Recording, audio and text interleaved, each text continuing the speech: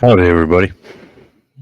Thanks for joining me today for another continuation here in the exploring Central America, the Americas in general.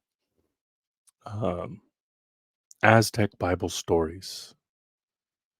Um, we're going to go a little bit deeper and look into another newspaper clipping here from 1914 um, with some interesting bas reliefs from one of the temples at Uxmal. And it's called the Temple of the Columns, if you want to look into it for yourself. Further down the line, as we get more into Queen Mu, we'll explore this temple further. The images I'm going to show will be etchings from this temple. Unfortunately, after the 1920s or 30s, many of these were either removed from the walls or destroyed. So, again, why some of these old texts are so important.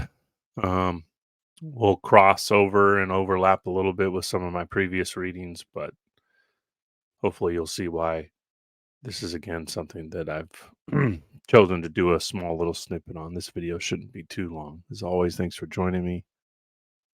Um, December 4th, tomorrow, Anomalous America, Indiana. Really looking forward to getting back on the Anomalous America train. Um, I'm like 4 states ahead, so I've had to really pause my research and my organization efforts to make sure I can kind of get back focused here on Indiana. Um, Unfortunately, right now, I'm still scheduling early in the morning as my later afternoon schedule is still kind of up in the air. But going forward, we're going to be trying to get that to a time frame where more people can tune in. But let's jump into this presentation today. Like I said, Aztec Bible Stories. Where did the ancient Aztecs get their Bible stories?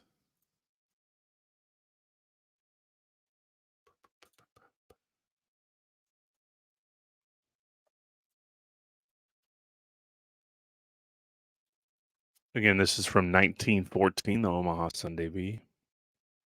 We're going to read the captions here for the images and then jump into the text.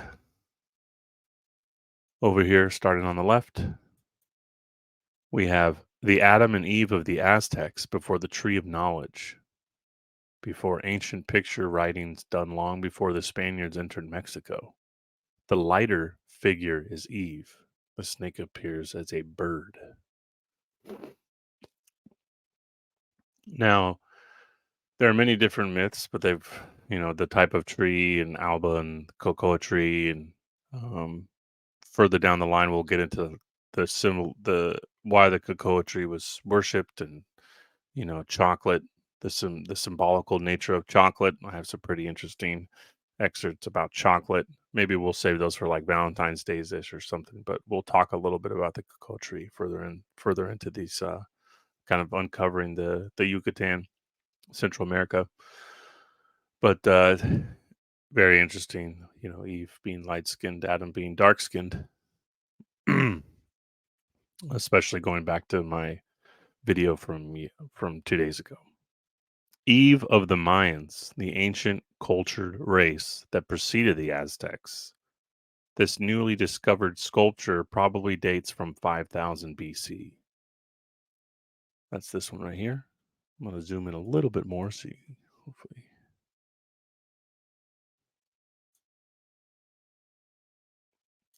Here in the center, the Mayans' Adam, a first man carrying his firstborn. The figure is a companion of Eve in the same set of sculpture just found. And here, a Mayan bas relief representing Eve tempting Adam. The two are seen holding the snake, which is counseling them. And to the right, a wall sculpture, which is thought to represent Adam and Abel. Now, really important. That's this one here to the right. Sorry.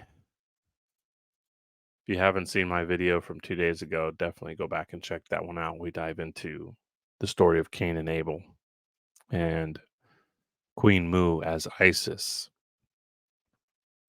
and Cain and Abel.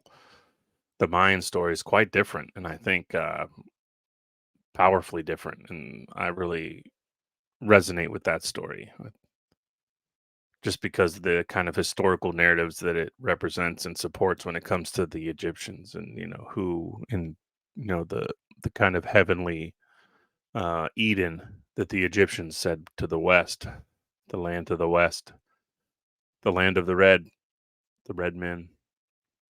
But yeah, let's go down here a little bit more. This one says below is the wonderful ruined temple at Uxmal, known as the Temple of Columns, in which rituals corresponding strangely to the Christian were observed long before Spanish conquest. Um, I think next in this series we're going to do a little video talking about the history of the cross, not just from a Yucatan perspective or the Americas, but worldwide, and tie that into this kind of swastika narrative.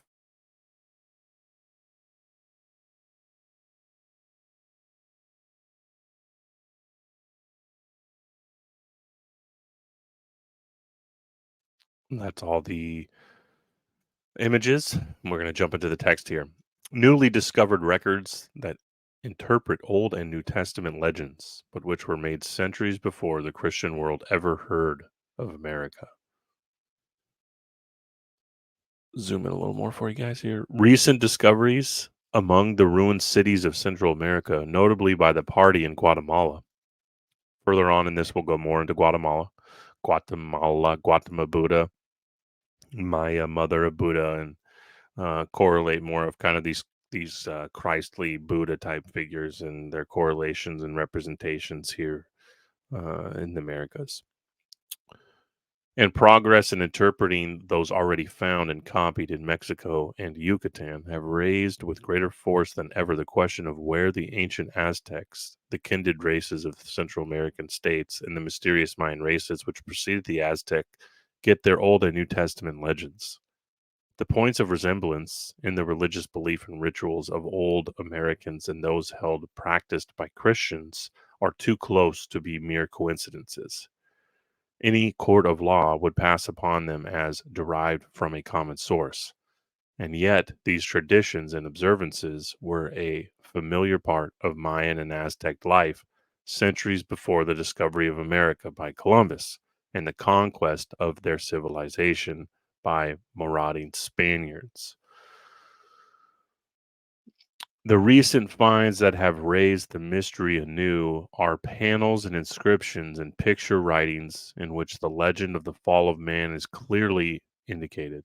Not only Eve, the first mother, is shown, but Adam. And one striking bas relief represents the characters which have been identified as Adam and Eve, with the addition of the subtle serpent of the story. In this sculpture, the snake is not, as usually depicted, coiled around the tree of life. It is held instead by Eve and seems to be adding to its blandishments, sorry, to hers while Adam stands listening. Still, other carvings have been interpreted as illustrating the various legends of the patriarchs. And in one case, there seems no doubt that a legend identical with the sacrifice of Isaac is depicted. Really interesting. Ultimately, as we get farther along, we're going to find some really weird correlations here with Isaac and the Saxons, and Isaac and Saxon, the Isaac sons, and kind of these play on words and how these older stories were just twisted and rewritten ever so slightly, and over time they've become even more exaggerated. In fact, say the archaeologists, either here there is a series of coincidences unparalleled in history and well nigh unbelievable, or else someone thoroughly schooled in Old and New Testament came into contact with the Mayans, the predecessors of the Aztecs, in some far distant time, and partly, at least, converted them. It is worthy of note that even at the time of the conquest, the priests who accompanied Cortez were struck by these resemblances. They found side by side with the beasts and the most brutal superstitions, the most familiar religious observances. There was, for instance, the ritual of baptism of infants, and one can imagine and surprise of the conquerors when they saw the baby sprinkled with water just like a Christian babe, while the heathen priests prayed the one living God to permit the holy drops to wash away the sin that was given to it before the foundation of the world, so that this child may be born anew. Still more curiously familiar were some of their prayers, sorry. Will thou blot us out, O Lord, forever, round one of them. Is this punishment intended not for our reformation, but for our destruction? Keep peace with all, bear injuries with humility. God, who sees all, will avenge you. While the most striking parallel of all with the New Testament, notes the historian Prescott, was the declaration in the moral code that he who looks too curiously on a woman commits sin with his eyes. Again, the rite of confession was practiced among the Aztecs, and among the exhortations of the priest was this one: clothe the naked and feed the hungry, whatever privations it may cost thee, for remember, their flesh is like thine, and they are men like thee. No mention, however, is made in the older writings of similar stories to the earliest legends of the Bible, the carven illustrations of which have just been recognized. And here, too, it may be said that almost all the emblems of the Masonic order have been identified in the Yucatan buried cities, carven in their temples. Now, I've shown some of these, and I showed several on the temple at Uxmal. There is even the apron with the eye set within the triangle. In connection with these discoveries, an early theory has gained some credence. This is bound up with the story of Quetzalcoatl, the great white god of the Aztecs. The legend they held of him was that one day, back in the far distant past, a stranger of noble appearance, white and bearded, sailed in from the Atlantic Ocean in a bark of serpent skins. A bark of serpent skins. Now, I've made some correlations to this and shown some interesting depictions of not only Etruscan, Phoenician, Moorish, even Viking type ships um, that not only often had dragons and serpent heads carved onto the front of their ships, but they were often carved with what looked like scales, serpent skins. He taught them agriculture, gave them laws, and then, incurring the wrath of one of the principal gods of the country, sailed away after promising to return again with his sons and rule the country. At the time of the conquest, there was a very explicit tradition of Quetzalcoatl which described his appearance with a convincing minuteness. The legend, in fact, did much to assist the Spaniards in conquering the country, because the superstitious Montezuma, the ruler, was persuaded that the Spaniards were those of whom Quetzalcoatl had prophesied. It has been held by some scholars that Quetzalcoatl was really the Apostle Thomas. Now, this is probably one of the main reasons I wanted to read this. Not only correlation with Isaac and the Saxons, the ship styles, but maybe for some of my listeners out there, I look forward to maybe you posting a comment or two with some of your additions. But this will be a dive when I have more time. But before we move on from this subject, was Quetzalcoatl the Apostle Thomas? Or, better rephrased, who was the Apostle Thomas? The Aztec name, it means feathered serpent, but the last syllable also means twin. Now, I've talked about the twin, okay? Talked about the twin. I've posted a lot recently about Palenque, right? The temple at Palenque being a representation of the god twin. And I do believe these things are very much related. Didymus, the Greek for Thomas, also signifies a twin. Now, remember, we talked about the correlation that no other language correlates better with the Mayan language than the Greek. In fact, the Greek alphabet is really just the story of the deluge or the flooding of the Yucatan. This seems slight ground for such a startling identification, but an analysis of all the facts seems to prove that centuries before Columbus, a white man did actually visit the Mayans. He taught them many things, and the laws he gave them were, it seems, the moral observances and the legends mentioned. The priests of the native gods, fearing the influence his teachings were gaining, expelled him from the country. The lessons remained fixed in the memories of those he had taught, however, and were pictured in the stones so recently identified. At the same time, side by side with the stranger's code, was observed the code of the ancient gods. Only in this way can the mystery be at all answered. Who Quetzalcoatl really was can never be known, but he must have been a Christian and a man of enormously strong personality. Now we're really going to blow this out of the water. Who is a Christian? We'll get into kind of the King David lineage. We'll start talking about the 12 tribes. I've already done a video about uh, um, was a lost tribe discovered in South America. You can find it um, in my video archive. It is another odd thing in passing that in their picture writings identified as telling the story of the fall, the tree of knowledge is often depicted as a cocoa tree, and a bird takes the place of a serpent. These things are really important. This is kind of the dragon mythos coming into full swing here. Another significant fact is the use of the symbol of the cross in the great sacred city of Palenque. Yeah, so either the next video or the one after that, we're going to start talking about the symbolism of the swastika and the cross and its historical relevance here in the Americas. This was first observed in the famous tablet of the cross discovered at Palenque. It formed part of the group of the cross, a remarkable ornament on one of the principal temples. This group shows a cross like structure with a human figure at each side and other details. It is covered with closely set hieroglyphic characters. Apparently, a scene closely resembling the basic act of the Christian religion is here represented. Whether this is mere coincidence or whether Christianity was brought to this land in some forgotten period is an unsolved mystery. Uh, Indeed, it's an interesting one, is it not?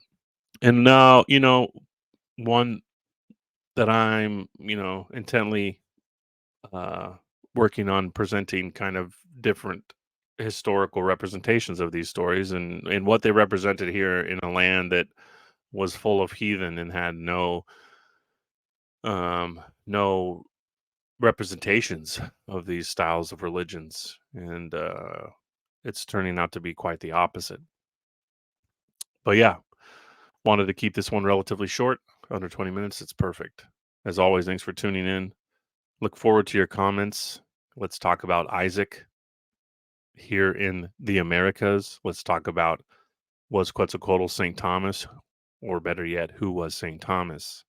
We can start dissecting the idea of the not only 12 tribes, their leaders, Saul, King David, perhaps even Solomon. Many of my videos I've talked about Solomon here in the Americas and what that would represent, right? Solomon's sons, the two tribes, right? The 10 tribes were lost. The two tribes stood together, stood as one. Now, many of you know my name is Ben. My middle name is David. I don't, believe so much in coincidences. I've done a video on my birth dates and, that you can find these kind of relevances in your own lives once you start kind of decoding them in a sense.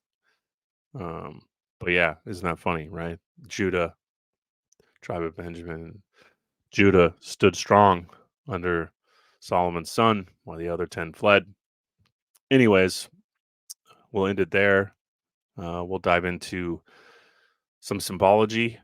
We'll explore a little bit of the Native Americans and why they had similar um, Bible stories, so to say, Hebraic influences, um, codes of Moses, so on and so forth, in coming videos. But um, stay tuned tomorrow for Anomalous America, Indiana. And as always, thanks for tuning in. Hope you guys have a wonderful day. Bye, guys.